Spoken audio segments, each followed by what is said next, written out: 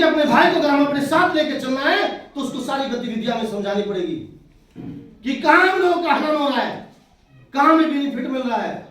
मैं धन्यवाद देता हूं काशीराम का। बहन जी मायावती तो आप लोग जानते हो। बहन जी मायावती काशीराम जी के पास जाती है, कहती है कि काशीराम जी मुझे डीएम बनना है। उसने कहा कि मायावती जी आप डीएम बनना चाहते हो, मैं चाहता हूं कि आप डीएम पैदा करो। उसने कहा डीएम पैदा कैसे कर सकती हूं मैं? उसने कहा आप डीएम पैदा कर सकती हो अगर आप पार्टी में आ जाइए। बहन जी मायावती ने कहा चलो ठीक है, मैं पार्टी में आ जाती हूं। एक जवान अवस्था में हमारी बहन जी मायावती ने गांव गांव जाकर के साइकिल पे प्रचार प्रसार किया पार्टी का, पार्टी को आगे बढ़ाने का काम किया। जैसे आज सभा लग रही है, ऐसे ही कानपुर बिटूर शामली में एक सभा लग रही थी और काशीराम वहां पढ़ा रहे थे। तो जैसे पढ़ा रहे थे तो पढ़ाने के बाद काशीराम जी बोले कि कोई 2 रुपए, कोई 10 रुपए, कोई 100 रुपए चंदा दे दीजिए, क्योंकि जो आज मैंने पेड़ लगाया है इस पेड़ को उगाने के लिए इसमें खाद पानी डालना पड़ेगा। अगर खाद पानी डालेंगे तब पेड़ बड़ा होगा और तब फल देगा। तो राजा नाम का एक व्यक्ति, राजा डूम नाम का एक व्यक्ति रिक्शा चालक था। जैसे ही सब पैसे दे रहे थे उसने पर्स अपने जेब में से निकाला और काशीराम के हाथ में थमा दिया। उसने कहा काशीराम जी लीजिए। उसने पर्स देखा कि रिक्शा चालक है, 10 रुपए उसके जेब में है। उसने कहा 10 रुपए है, आप अपना परिवार कैसे चलाओगे? उसने कहा साहब पूरा उत्तर प्रदेश, पूरे मेरे दलित भाई भूखे बैठे हुए हैं, अगर मैं एक दिन नहीं खाऊंगा तो मरूंगा नहीं। मैं चाहता हूं कि मेरा समाज जिंदा रहे, मेरा समाज आगे बढ़े। अगर मेरे 10 रुपए से मेरा समाज आगे बढ़ जाए, मान सम्मान सम्मान मिल जाए, उसका हक अधिकार मिल जाए, तो मुझे कोई दुख नहीं होगा। काशीराम जी उसका 10 रुपए ले लेता है, पर वापसी लौटा देता है। जैसे हमारी बहन जी मायावती जब चुनाव लड़ती है, पहली बार भारतीय जनता पार्टी के साथ में गठबंधन होता है कि नहीं होता भैया? पहली बार जब बहन जी मायावती लड़ी थी, पहली बार भारतीय जनता पार्टी के साथ गठबंधन हुआ था। उसने रात को ही डीएम को आदेश दिया लखनऊ से बैठ करके कि डीएम साहब कोतवाल को कहिए और तुरंत राजा डूम को लखनऊ लेके आइए। अब जैसे डीएम साहब ने कोतवाल को कहा कि राजा डूम का नाम का व्यक्ति है, उसको उठा करके लेके आइए, लखनऊ पहुंचाना है। अब डूम, जो राजा डूम था, वो दारू पी रहा था, लड्डू बांट रहा था। तो जैसे ही पुलिस जीप गांव में जाती है तो पूछती है कि राजा डूम कहां मिलेगा। अब जैसे हम लोग सब बैठे हुए, गांव के लोग बैठे हुए थे, उन्होंने कहा भैया आज राजा डूम की जरूर हड्डी पसली तोड़ेगी पुलिस वाला। बहुत भागा फिरता था, बहुत जय जयकार करता था, बहुत पार्टी के नारे लगाता था, मगर उसको ये नहीं पता था कि आज राजा डूम का भविष्य बदलने वाला है। जैसे ही राजा डूम मिला, उसको उठाया और बोरे की तरह उठा करके गाड़ी में फेंक दिया, क्योंकि पुलिस वालों को नहीं पता था कि ये आज कुछ बनने वाला है। उसने सोचा कि ये बदमाश है। रातों रात लखनऊ ले जाने का काम किया। सभा में पहुंचा, बहन जी मायावती ने कहा आईपीएस अधिकारी, बड़े बड़े अधिकारी को बुलाया, कहा कि इसके बाल कटाइए, इसको कपड़े वपड़े पहना के, सूट बूट पहना करके तुरंत मेरे सामने लाइए।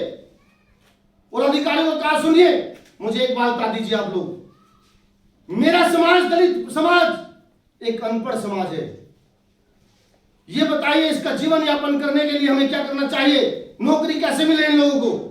अब बड़े बड़े अधिकारी थे, उन लोगों ने बताया, रास्ता निकाला, कहा कि साहब अगर 5वीं पढ़ा है या 8वीं पढ़ा है तो उसको भी अगर सर्टिफिकेट लग जाएगा तो नौकरी पा लेगा सरकारी।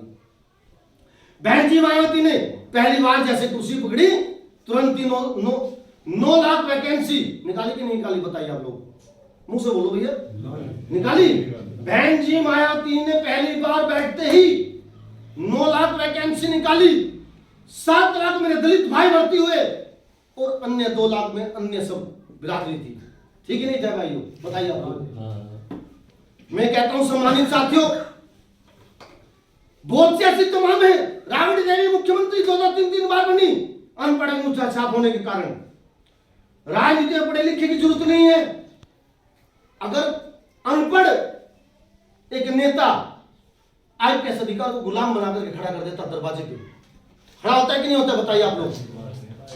अनपढ़ नेता एक आईपीएस अधिकारी को गुलाम बना देता है, डीएम को गुलाम बना देता है, उसके दिशा निर्देश पर डीएम काम करता है कि नहीं करता भाई, बताइए आपको। मैं कहता हूं सम्मानित साथियों, मेरा समाज जब तक बोला था जब तक उसको जानकारी नहीं थी। हर वर्ग, हर पार्टी के नेता उसका शोषण करते चले आए, क्योंकि वे सीधे और सज्जन बोले थे। मैं कहता हूं दलित भाई दलदल में थे नहीं थे, कहते जिसका दल होता है उसी का बल होता है, उसी की समस्याओं का हल होता है। जिसका कोई दल नहीं होता उसका कोई बल नहीं होता और उसकी समस्याओं का कोई हल नहीं होता।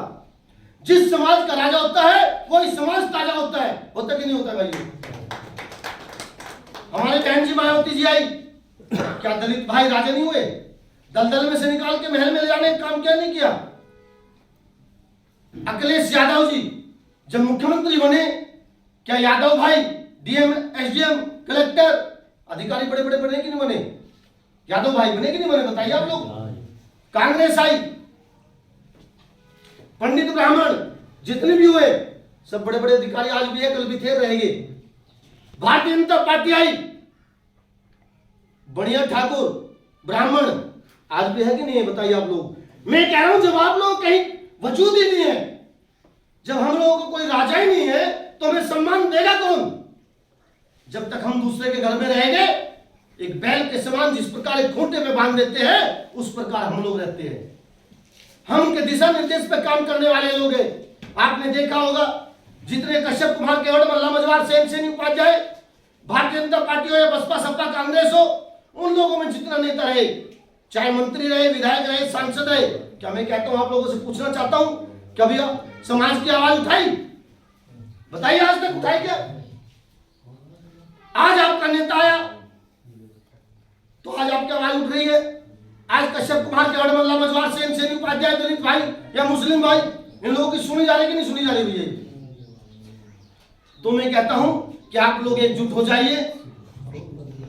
कोई आपको माइकल नहीं आपको हरा दे। अभी मेरे भाई का क्वेश्चन था कि हम लोगों के पास धन नहीं है। अरे मैं कहता हूं आप धन की बात करते हो, धन की तो बरसात होगी। आप सिर्फ संगठित हो जाइए, आपके पीछे दुनिया सलाम करेगी आपको। मेन कारण हमारा है क्योंकि हम बिखरे हुए हैं। जिस दिन हम संगठित हो जाएंगे धन तो आपके पीछे पीछे आ जाएगा। कोई मां के पेट से राजा नहीं बनता। आपने देखा होगा पहले रानी के पेट से राजा जन्म लिया करता था नहीं था? वही राजा बनता था नहीं बनता था भैया। मगर मैं बाबा भीमराव अम्बेडकर जी को धन्यवाद देता हूं कि उन्होंने संविधान में लिखा कि अब से आगे ऐसा नहीं होगा। जो लोहे की पेटी से राजा बनेगा, जो लोहे की पेटी से राजा बनेगा वही राजा होगा। ऐसा है कि नहीं, बताइए आप लोग। पहले रानी के पेट से राजा जन्म लेता था तो राजा बनता था। आज जो लोहे की पेटी में जिसका पोट ज्यादा होता है, जिसका मत ज्यादा होता है, वही राजा बनता है कि नहीं बनता, बताइए। अब देखो कहने के लिए तो बात बहुत है मेरा बड़ा भाई, क्योंकि इनका प्रोग्राम लगा हुआ है मेरे भाई का, तो इसके लिए मैं अपनी वाणी को यहीं विराम देता हूं। बोले जय निषाद राज, जय निषाद राज, जय निषाद राज, जय निषाद राज, निषाद पार्टी जिंदाबाद, निषाद पार्टी जिंदाबाद, जय निषाद राज, जय निषाद राज।